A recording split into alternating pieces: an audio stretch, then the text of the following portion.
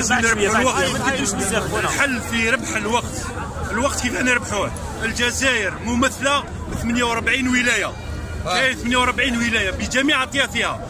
احنا نخيروا ثلاث رجال، رجل قانون وشاب ورجل اعمال. رجل قانون يكون يا جوج يا افوكا يا نوتير اللي يعرفوا القانون. الشخص الثاني يكون شاب من 20 30 سنه، يقدر يكون اطار جامعي، يقدر يكون طبيب، يقدر يكون صحفي وخاصه صحفي. الرجل الثالث يقدر يكون رجل من رجال الاعمال النازحين. دوكا تقول لي انت في الثلاثه هذو كيف نخيروهم؟ يخيروا بعضهم كي تروح للقضاء تقول لهم اعطيونا قاضي ولا اعطيونا محامي نزيه وشريف وكفء يقدموه. وهذا السيد كي يقدموا الثلاثه هذو ما يكونش عندهم انتماء سياسي ولا طموح سياسي يسنيوها باللي هذو ماهمش رايحين منا يديو امتيازات ولا راح يولي وزير ولا راح يولي رئيس. هذا راح يقدم خدمه تاريخيه للوطن وبعد ذلك ينسحب. من الثلاثه هذو تقدر تكون امراه يقدر يكون راجل. ثلاثه في 48 يعود عندنا 144 ممثل هذو يختارهم الشعب. وهذو ال 144 يجيو في اوتيل، يجيو في استاد، يجيو في اي مكان بدون غطاء سياسي من هذا النظام، بدون تدخل السلطه، بدون تدخل هذه السلطه. هما في بعضهم احنا كشعب نوكلوهم نشرفوهم نخدموا عليهم.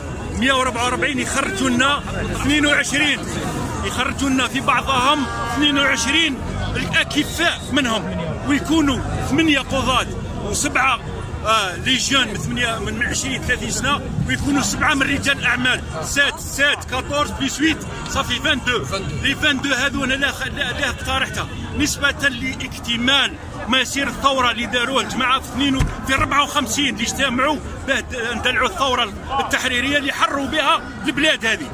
هذو 22 هذو الدور تاعهم يخيروا 6 يمثلوا 6 جهات. عندنا الشاويه، عندنا القبائل، عندنا بني مصاب، عندنا الحضنه، ولايات السادسه 6 من 6 هذو. لا قلنا 6 نسبه اللي قلت لك بن بولعيد شاوي، كريم بالقاسم قبايلي، بوضياف منا من الصحراء، عربي بن مهيدي عربي. فهمت؟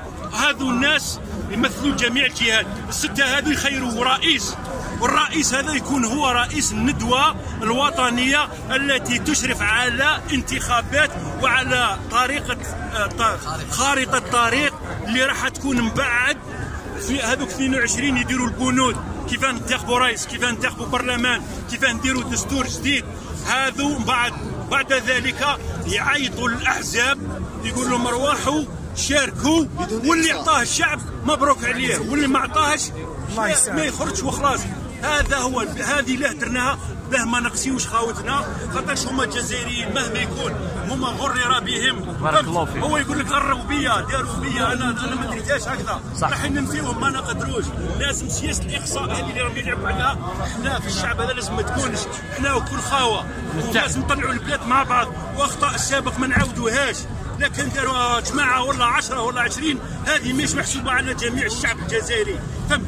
وهذا لا فنان يقدر يكون رمز للثوره التحريريه. فهمت؟ وانه كثير نزهاء وفي الاراندي ثاني كيف وهذو ولادنا وشعبنا وما تقدرش تنقصيهم، مستحيل. وين راح يروح؟ هو كون تقول له نقصيك ولا نديك الحبس هو ينوض ضدك، صافي نبقاو ضد في ضد، ما نركبوش دوله جمهوريه ثانيه ما تقدرش تكون. احنا